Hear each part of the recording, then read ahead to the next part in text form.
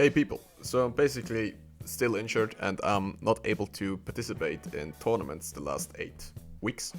But nevertheless, I was on the Brünner Stich tournament in the Czech Republic and I'm coaching my coach David and on his fencing in the tournament. So today I will do a fencing review on his fencing at Brünner Stich. So obviously I won't do a full commentary on all his fights, but I will pick out the best and crucial moments in the tournament. To give you a quick overview about his stats, he was fighting in pools of 7 people, so he did 6 fights in the pool and he won 4 of them. Then he went to the eliminations and passed the first 2 eliminations and dropped out in the third one. So he ended the tournament at place 15 out of 65. In his first bout, David was very offensive, but still tried to safely close the distance between himself and his opponent.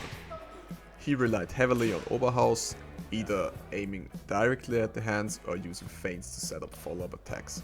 His control over the movement is clearly visible in this exchange, where he waits for his opponent's reaction, parries the strike and hit to the open target zones of his opponent. In the next fight, David follows the same strategy as before, offensive but controlled. To illustrate once more what I mean by control, let's take a look at this exchange. Although David doesn't land a hit, he clearly shows how he constantly tries to control the opponent's blade to avoid causing a double hit. In the next bout, David again used the same tactic, but this time he struggled a bit more. Since his opponent was taller, it was much harder to control the blade. As you can see here, the opponent simply performed the shield haul over David's blade, which is easier to do when you are taller as a fencer.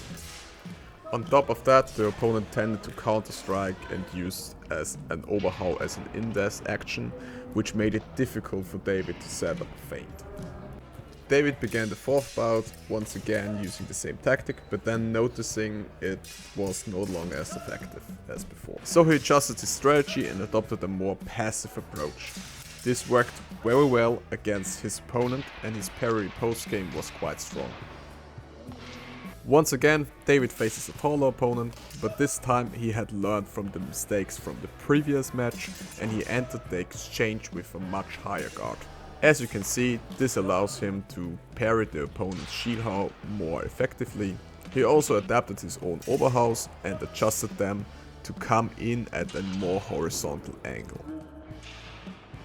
Unfortunately, I only have half of the footage from the final bout, but it combines everything from the previous 5 matches.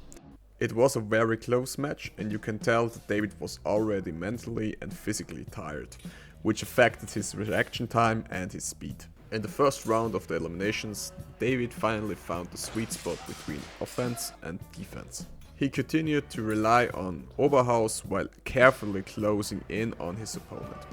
As a result, he is heading to the next round. In the second elimination round, I noticed a very interesting feint from David that clearly shows how it doesn't always take big action to land an effective hit.